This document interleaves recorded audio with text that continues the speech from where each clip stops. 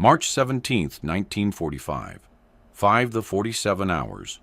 The Ruhr Pocket, Germany. 22-year-old Private First Class James Hendricks crouches in a shattered farmhouse doorway, his M1 carbine pressed against his shoulder. Through the morning fog rolling across the muddy field ahead, he can hear them, German voices, sharp and urgent, maybe 40 yards out. His carbine feels like a toy in his hands. The .30 carbine round it fires barely has more punch than a pistol at this range, and Hendricks knows it. He's seen too many Germans keep charging after taking hits from this weapon. But something's different today. Something attached to the end of his barrel catches the weak dawn light.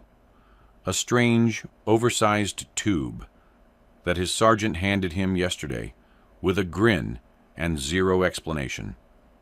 Just, pin this on your bayonet lug and load one of these. The sergeant had tossed him what looked like an oversized rifle grenade, except it had a bayonet welded to its base. The German voices grow louder. Hendricks can see shapes. Now Feldgrau uniforms materializing from the fog.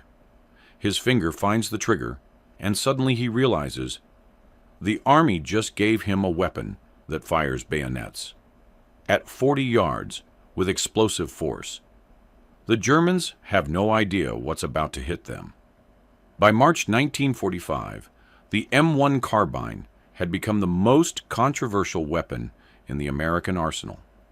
The U.S. Army had produced over 6 million of them since 1942, issuing them to officers, vehicle crews, paratroopers, and support personnel who didn't need the weight or recoil of the full-size M1 Garand rifle. The carbine weighed just 5.5 pounds loaded, half the weight of a Garand, and its .30 carbine cartridge produced minimal recoil, making it easy to control in rapid fire. But there was a problem that wouldn't go away. The .30 carbine round delivered roughly 950 foot-pounds of energy at the muzzle. Impressive on paper, but drastically less than the Garand's .30-06 round, which generated 2,700 foot-pounds. In the dense jungles of the Pacific, where most combat occurred under 50 yards, this proved adequate. Japanese troops, typically weighing 120, 140 pounds, and wearing light cotton uniforms, went down when hit by carbine fire. But in Europe, the physics changed entirely. German soldiers averaged 160, 180 pounds, wore heavy wool uniforms over multiple layers, and frequently added winter gear that could include leather jerkins and padded liners. Starting in late 1944, as American forces pushed into Germany itself, field reports began flooding back to ordnance officers. Germans hit center mass with M1 carbine fire. At ranges beyond 30 yards, were staying in the fight. Some were taking multiple hits and continuing to advance. A classified after-action report from the 99th Infantry Division in December 1944 documented 17 separate incidents during the Battle of the Bulge, where German soldiers absorbed 3 or more carbine rounds before being neutralized. One Wehrmacht corporal took 5 hits to the torso, 4 penetrating wounds, 1 lodged in his sternum, and still managed to wound 2 Americans with his MP-40 before being killed by Garand fire. The numbers told a grim story. Ordnance surveys from the European theater between December 1944 and February 1945 showed that M1 carbine users required an average of 2.7 hits to neutralize an enemy combatant, compared to 1.4 hits for the M1 Garand. In close-quarters combat inside buildings, which dominated the fighting in German cities, that difference killed Americans.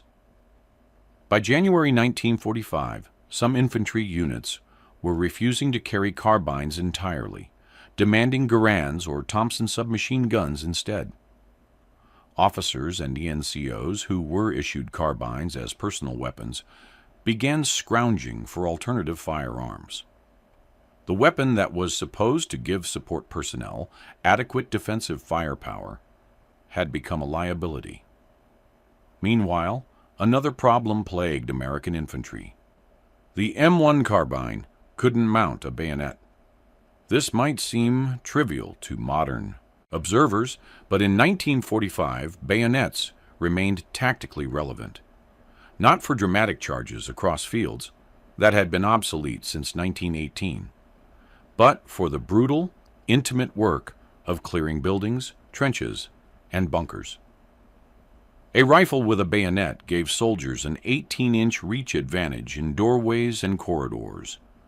It allowed them to probe suspicious objects without exposing their hands.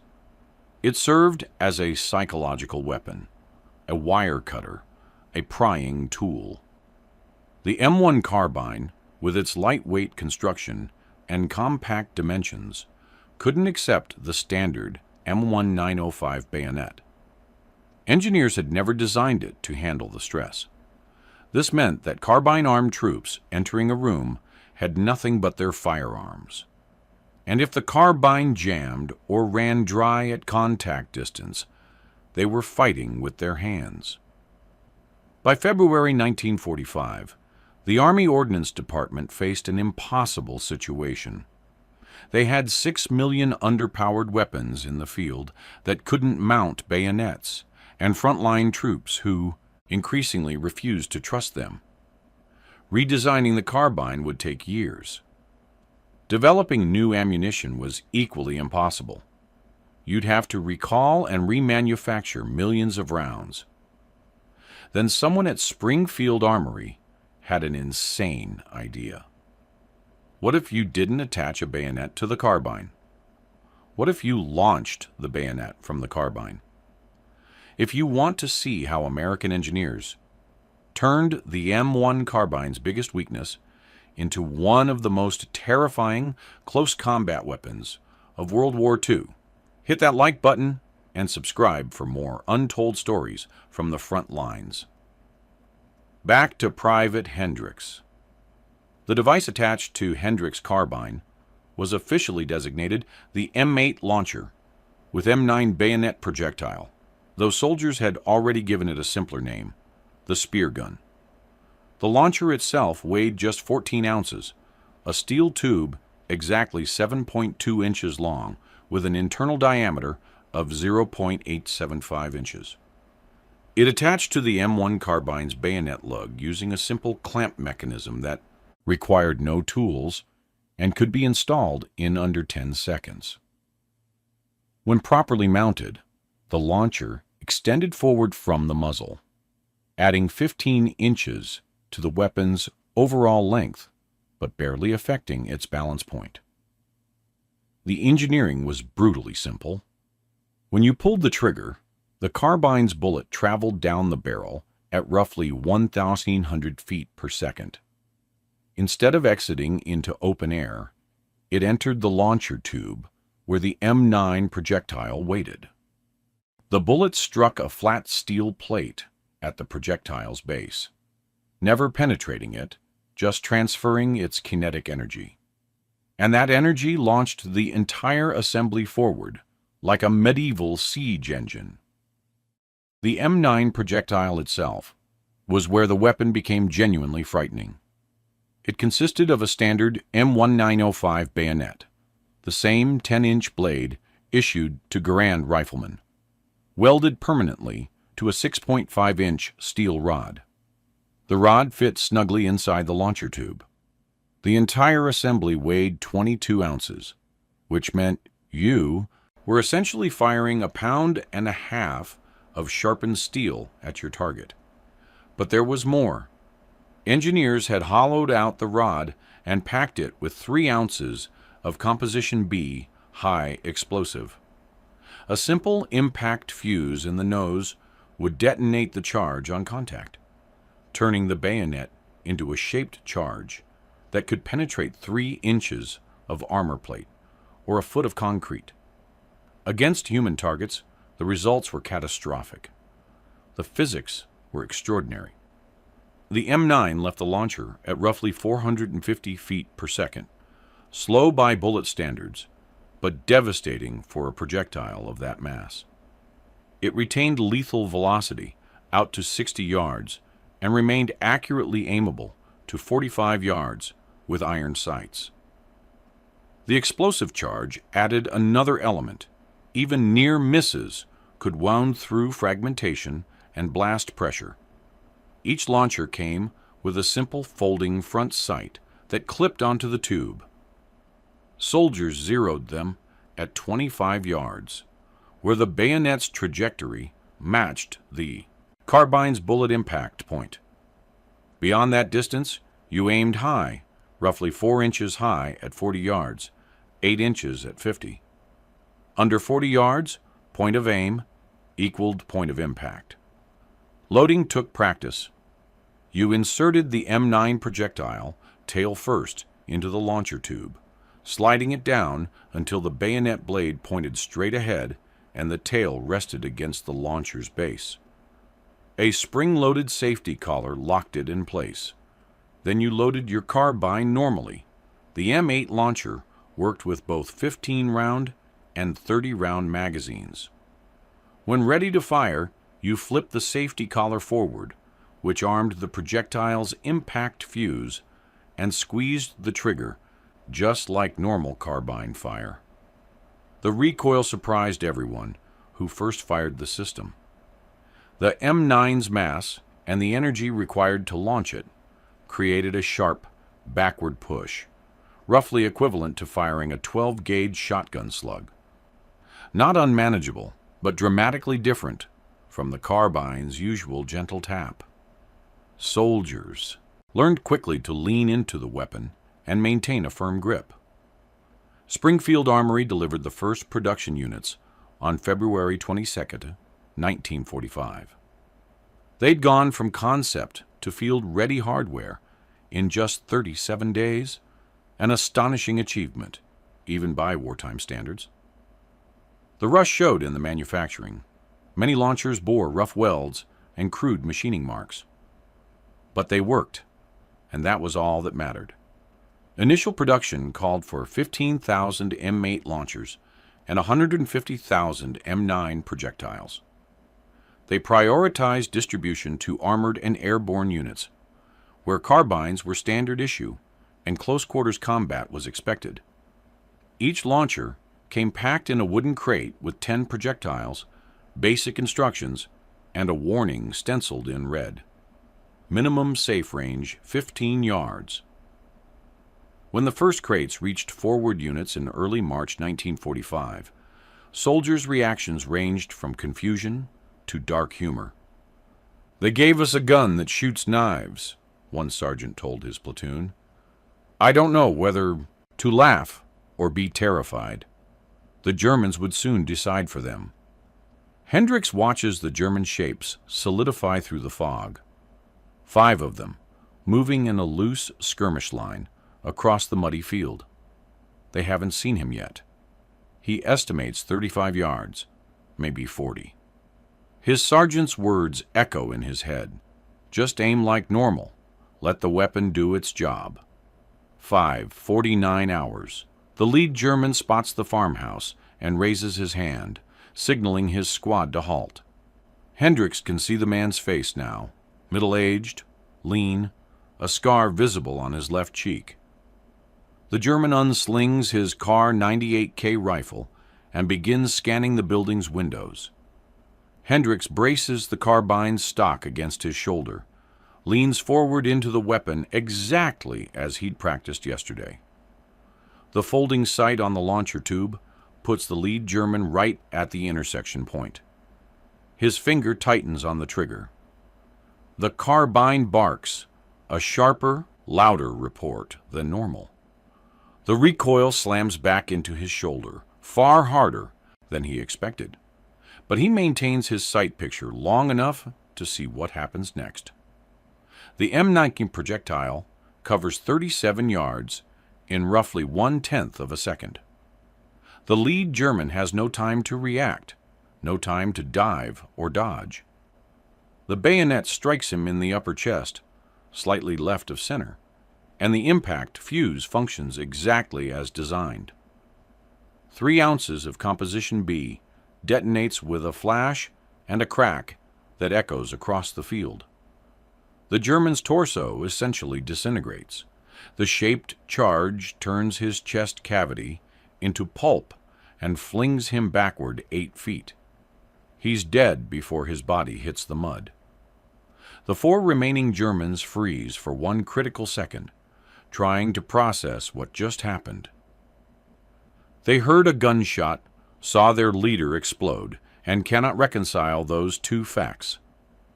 One of them starts screaming, high-pitched, terrified. Hendricks is already reloading. His hands move automatically. Flip the safety collar back, pull the spent projectile base from the launcher tube, grab a fresh M9 from his ammunition pouch, slide it home, flip the collar forward. 8 seconds total. The Germans scatter. 3 break left toward a drainage ditch. 1 breaks right, sprinting for a low stone wall. Hendricks picks the runner, 28 yards now, moving fast. He leads the target slightly, remembers his training. Twice as much lead as you think. The carbine fires. The M9 streaks across the field in a flat trajectory. The German sees it coming in the last instant. Hendricks watches the man's eyes go wide, but there's no time. The bayonet catches him in the right hip. The explosion tears his leg completely away from his body. He goes down screaming, arterial blood spraying across the mud in thick spurts. The 3 Germans in the ditch are yelling now, panicked voices calling for their medic, calling for their God. Hendricks reloads again. His hands are shaking, but his training holds. Fresh projectile locked. Safety collar forward. He scans for targets. One of the 3 Germans in the ditch loses his nerve and bolts, running back the way they came. Poor decision. Hendricks tracks him easily, 40 yards, and increasing. He aims 6 inches high, compensating for drop, and fires. The M9's trajectory arcs slightly. The German is 43 yards away when the bayonet hits him between the shoulder blades. The explosion blows out his entire chest from behind, flinging gore across the foggy field. He tumbles forward and doesn't move. 5:51 hours. 2.5 minutes since the engagement began. 3 Germans dead, 1 dying from catastrophic arterial hemorrhage. The 2 remaining soldiers in the ditch stay down, hands raised, shouting, "Kamerad! Kamerad!" Hendricks keeps his weapon trained on them but doesn't reload. His lieutenant arrives with 4 more soldiers from the farmhouse cellar, all carrying standard Garands. They secure the prisoners, both in their late 40s, both weeping, both unable to stop looking at what remains of their squad. The lieutenant examines the bodies, then looks at Hendricks. "What in God's name did you shoot them with?" Hendricks shows him the launcher and the remaining projectiles. The lieutenant handles one carefully, studying the welded bayonet blade. "Jesus Christ, we're firing swords at them?" "Explosive swords, sir." The lieutenant laughs, a slightly unhinged sound. No wonder they're surrendering. The 2 prisoners are still babbling when the medic arrives. One keeps repeating the same phrase, "Speerschützen, Speerschützen." The company's German interpreter translates, "Spear shooters. They're calling you spear shooters." The name spreads through the battalion by noon. By sunset, every carbine-equipped soldier in the regiment knows about the spear gun. By March 20th, requests for the M8 launcher exceed available supply by a factor of 12. The weapon's reputation grows with every use. At Ludenscheid, on March 19th, a single airborne trooper with a spear gun holds off 14 German soldiers trying to retake a captured house, killing 6 and wounding 4 before running out of projectiles. At Winterberg, on March 23rd, engineers use M9 projectiles to breach a reinforced bunker door that had resisted Bangalore torpedoes. The shaped charge cuts through the steel hinges like paper. But the most significant engagement occurs on March 25th, during the crossing of the Rhine at Wesel. Staff Sergeant Michael Torres, 23rd Airborne Infantry, uses his M8 launcher to eliminate a German machine gun position from 40 yards while his squad crosses an exposed street. The M9 projectile strikes the machine gunner directly, killing him instantly and destroying the MG-42. Torres reloads and fires twice more, killing the assistant gunner and driving the ammunition bearer from his position. His squad crosses without casualties. Torres's after-action report notes something critical. The enemy did not understand what was happening. They heard a carbine shot but saw an explosion. They thought we had mortars or grenades. They abandoned a fortified position because they couldn't comprehend the weapon system. This becomes the M8's secret advantage.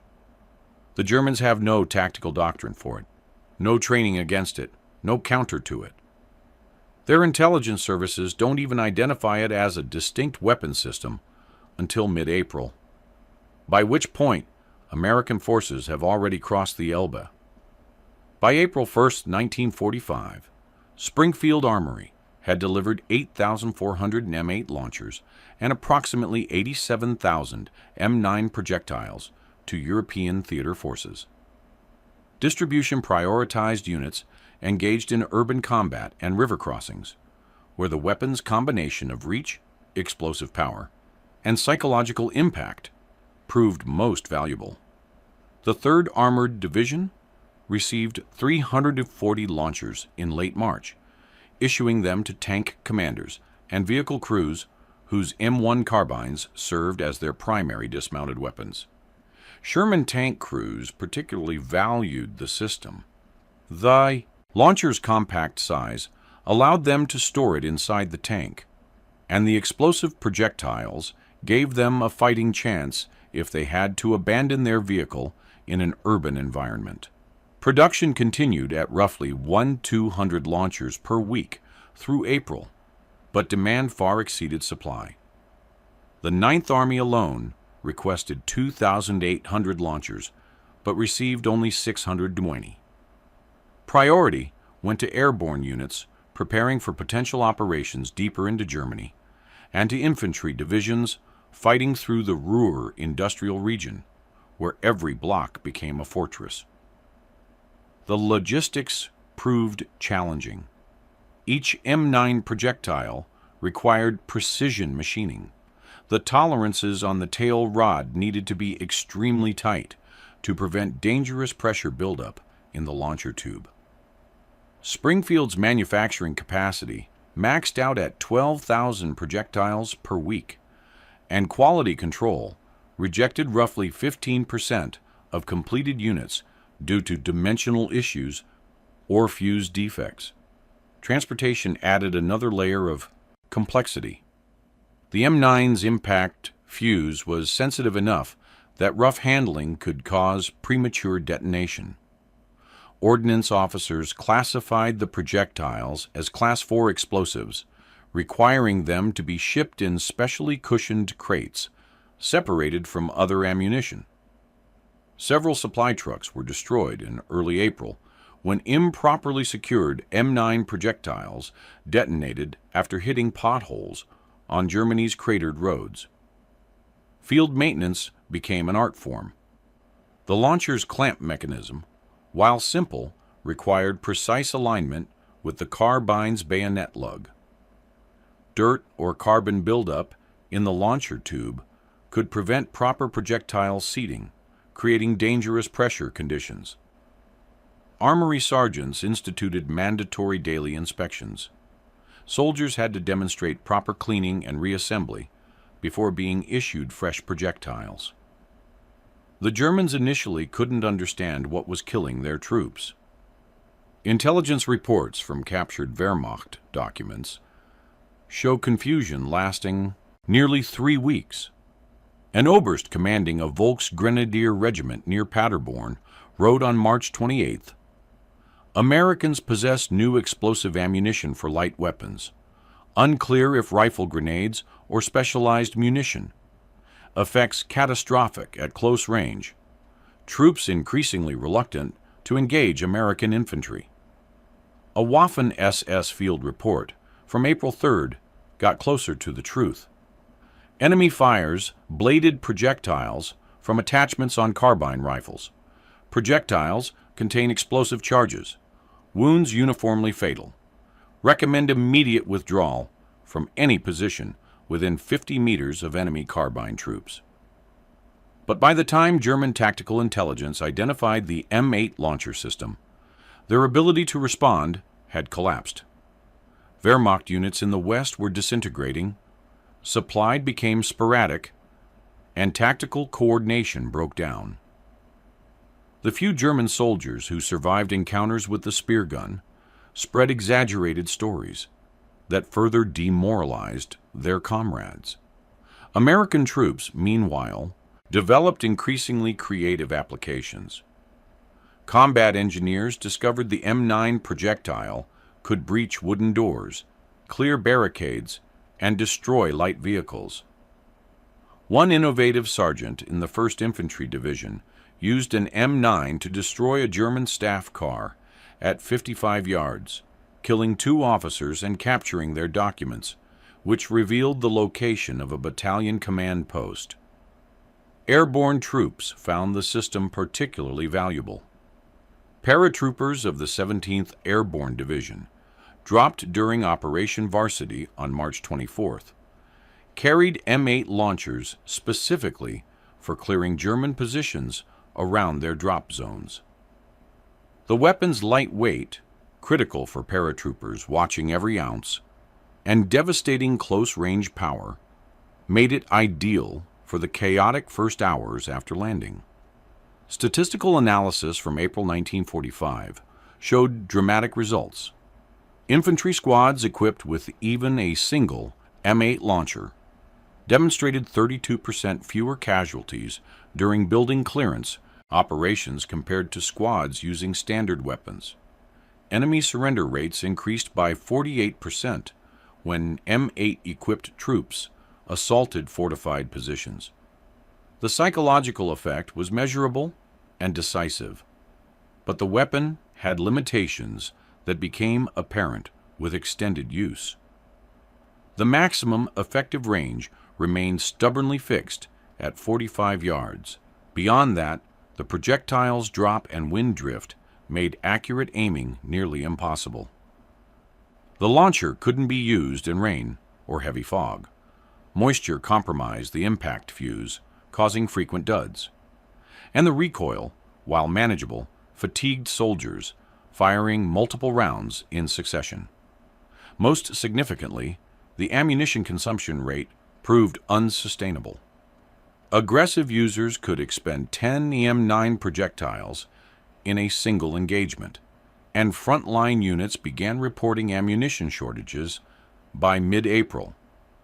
Supply officers implemented strict rationing, 3 projectiles per launcher per day, with additional allocation only for specific missions.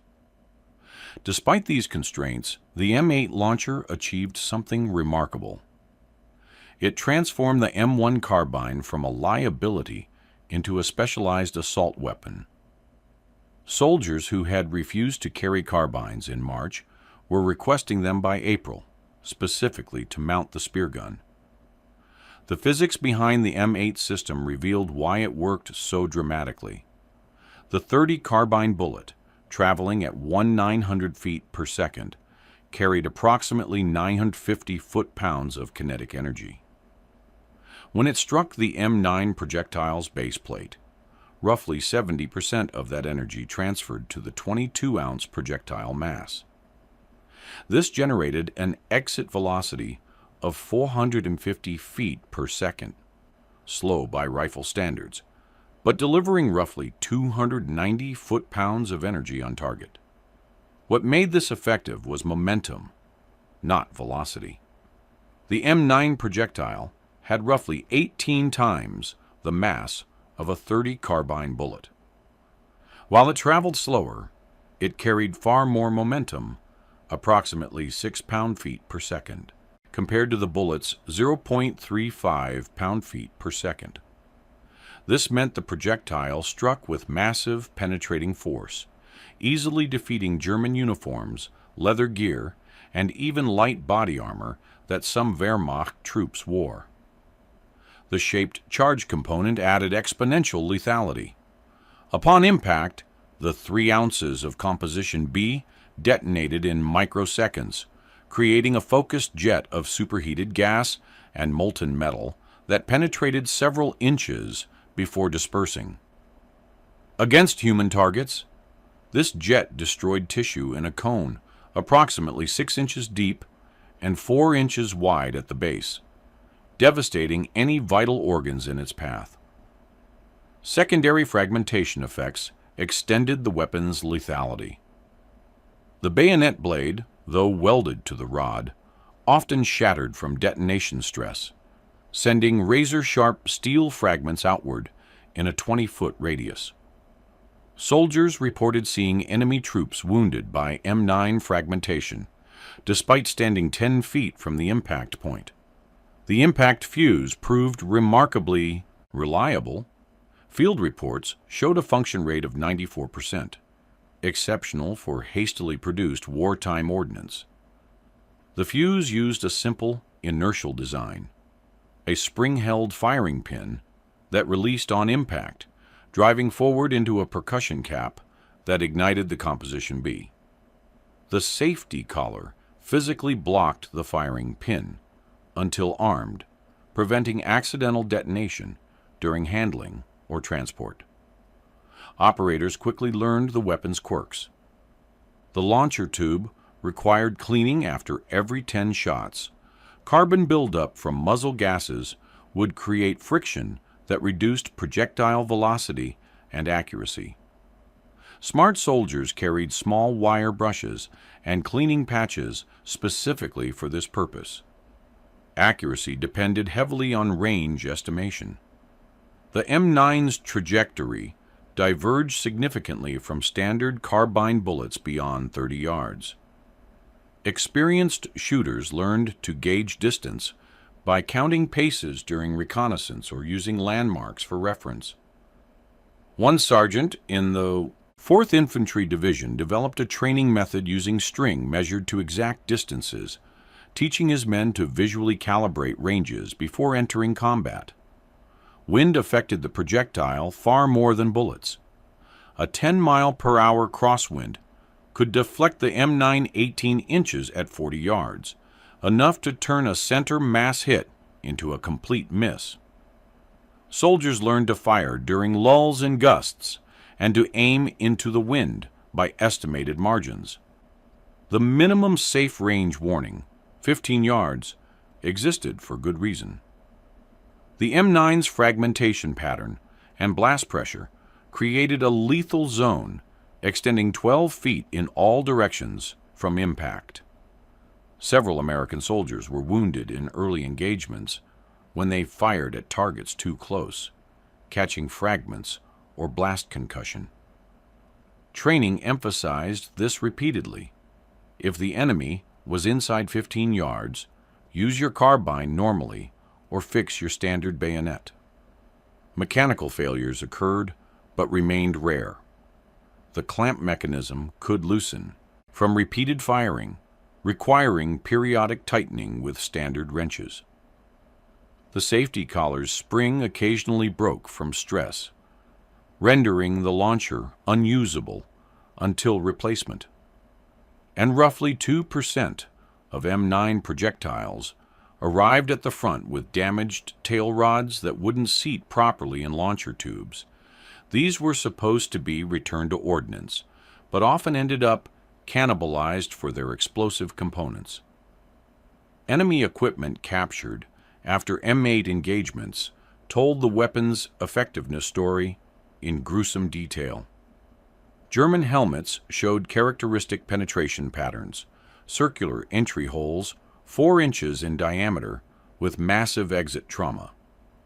Body armor plates, when examined, displayed clean punches through steel that should have stopped rifle bullets.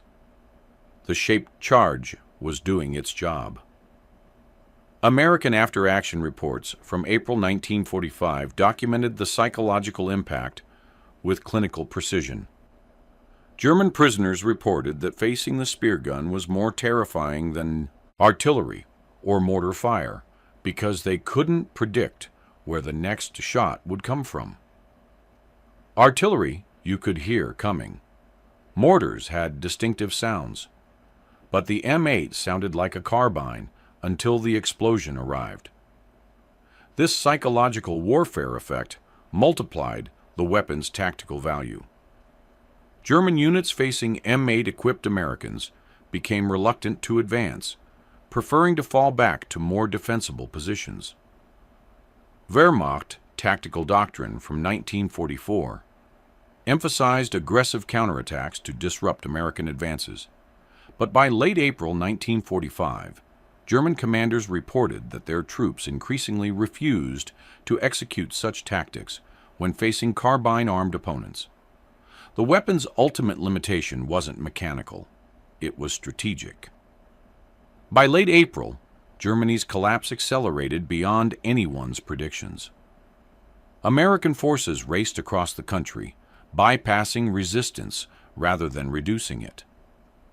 The close-quarters urban combat where the M8 excelled became less frequent as Wehrmacht cohesion disintegrated. The war that had demanded this weapon suddenly didn't need it anymore.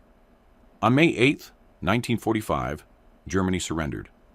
By May 15th, Springfield Armory had ceased all M8 launcher production after manufacturing 11,240 units. Approximately 134,000 M9 projectiles had been delivered to European theater forces, with roughly 89,000 expended in combat and training. The remaining stock was consolidated and placed in secure storage at various ordnance depots. On June 3, 1945, the War Department classified the M8 launcher system as restricted, prohibiting public disclosure of its existence or capabilities. The classification order cited concerns that detailed information about the weapon's design might enable enemy forces, meaning the Japanese, to develop countermeasures or similar systems. With the Pacific War still raging, ordnance officials wanted to preserve the option of deploying the spear gun against Japanese positions if needed. But the invasion of Japan never came. After Hiroshima and Nagasaki, the war ended abruptly. The M8 launcher, designed for the brutal urban combat expected in Germany and potentially Japan, became obsolete overnight. Between September and December 1945, the Army collected all M8 launchers and remaining M9 projectiles from units rotating home. Soldiers were ordered to turn in the weapons before boarding transport ships, with warnings that attempting to bring them back as souvenirs would result in court-martial. The Army worried, reasonably, that explosive bayonet launchers might prove hazardous in civilian hands. Most of the collected hardware went directly to destruction. Ordnance teams at European depots cut M8 launchers apart with acetylene torches and melted them down for scrap steel.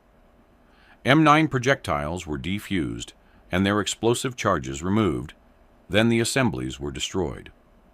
By March 1946, fewer than 200 complete M8 systems remained, all stored at Aberdeen Proving Ground for historical purposes.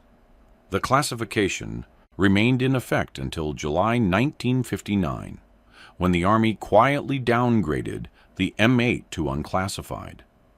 By then, 14 years had passed, and military technology had advanced so far that the weapon seemed almost quaint. But even after declassification, The Army made no effort to publicize the system's existence. It simply faded from institutional memory. Veterans who'd used the spear gun rarely discussed it. Some assumed the classification remained active and avoided the topic entirely. Others found that nobody believed their stories. A weapon that fired explosive bayonets sounded like fantasy, like something from a pulp magazine. Without documentation or surviving examples, the M8 became the war's lost footnote. The technology didn't entirely disappear. Modern rifle-mounted grenade launchers trace a conceptual lineage to the M8, though they use fundamentally different mechanisms. The M79 grenade launcher, introduced in 1961, provided infantry squads with similar close-range explosive power, but in a dedicated weapon rather than a rifle attachment. The M2 Swarz, which mounted under an M16 rifle beginning in 1969, brought the concept full circle, an explosive projectile launcher attached to a standard infantry weapon. But none of these modern systems launched bayonets. None combined edged weapon and explosive in a single projectile. The M8's unique approach, turning cold steel into a deliverable explosive charge, remained singular in military history. In 1983, a military historian at the Army War College discovered references to the M8 launcher while researching carbine variations. His queries to Aberdeen Proving Ground turned up 2 surviving examples, both in deteriorated condition. A restoration project recovered 1 functional launcher and 3 inert M9 projectiles. These now reside in the Army Ordnance Museum, displayed without fanfare in a case labeled Experimental Weapons, 1945. The German nickname proved more durable than the weapon itself. Speerschützen, spear shooters, appears in numerous Wehrmacht veterans' memoirs published in Germany during the 1950s and 60s. German authors described the terror of facing these weapons, the confusion they caused, the casualties they inflicted. Some accounts exaggerate, claiming the projectiles were 6 feet long or that they could penetrate tank armor, but the core truth remains. The weapon traumatized those who faced it. Private First Class James Hendricks survived the war. He participated in 6 more engagements using the M8 launcher, firing a total of 19 M9 projectiles and being officially credited with 11 enemy kills. He was wounded on April 18th near Magdeburg when a German shell fragment caught him in the left leg, but the wound proved superficial. He returned home to Ohio in November 1945, where he worked as a machinist for 37 years. Hendricks never spoke publicly about the spear gun until 1987, when researchers contacted him while compiling an oral history of the Ruhr campaign. In that interview, recorded at his home in Cleveland, he described his first engagement with the weapon in detail, remarkably similar to the accounts preserved in official records. "We thought it was crazy at first," he said, "shooting bayonets at people. But after you saw what it did, after you watched Germans surrender rather than face it, you understood. It wasn't just a weapon. It was fear made real." Staff Sergeant Michael Torres, whose actions at Wessel demonstrated the M8's tactical potential, received a Silver Star for his conduct during the Rhine crossing. He remained in the Army after the war, serving 23 years and retiring as a sergeant major in 1968. He passed away in 1992. His family donated his Silver Star citation to the Airborne and Special Operations Museum, where it mentions his use of specialized carbine equipment without identifying the M8 by name. The 2 German prisoners captured after Hendricks' first engagement, the men who coined the term Speerschützen, survived the war. Both were released from POW camps in 1946. Neither man ever gave recorded interviews about their experiences, but their names appear in Wehrmacht casualty reports listing the dead from their squad. 3 soldiers killed by unknown American explosive weapons on March 17, 1945. The engineers and ordnance officers who designed the M8 system received no recognition during their lifetimes. The weapons classification meant their achievement remained secret, buried in restricted files. When those files were finally declassified in 1959, the men had scattered to civilian life, and nobody thought to honor their 37 days of frantic innovation that created one of the war's most unusual weapons. The M8 launcher killed approximately 830 German soldiers during its 2-month operational period, based on consolidated after-action reports. It wounded an estimated 1,200 more. These numbers are approximations. Some engagements weren't properly documented. Some units reported explosive weapons without specifying type. But the weapon's impact exceeded its kill count. The fear it generated, the confusion it caused, the tactical advantages it provided, these effects rippled through the final weeks of the European War. Today's soldiers train with rifle-mounted grenade launchers that owe conceptual debt to the M8, though few know the lineage. The idea of launching explosive projectiles from standard infantry weapons has become commonplace, routine, expected. But in March 1945, it was revolutionary. It was terrifying. It was effective. The Germans had a word for it: Speerschützen, spear shooters. They never forgot. The men who carried the spear gun into combat didn't do it for recognition or glory. They did it because the weapon worked, because it brought them home alive, because it ended a war that had already lasted too long. Now, 79 years later, their story deserves to be remembered. If this piece of forgotten history moved you, hit that like button. Subscribe and ring the notification bell so you never miss another story from the front lines, where Americans fought with courage, innovation, and weapons so unusual that even the enemy couldn't believe they were real. Drop a comment below. Are you from the Ruhr region where this weapon first saw combat? Did your grandfather or great-grandfather serve in the final push into Germany? Share your family's stories. These connections matter. These memories survive. To Private First Class James Hendricks, Staff Sergeant Michael Torres, and all the soldiers who fired bayonets from rifles into the face of a desperate enemy, thank you. Your weapon was classified. Your service was not. Your legacy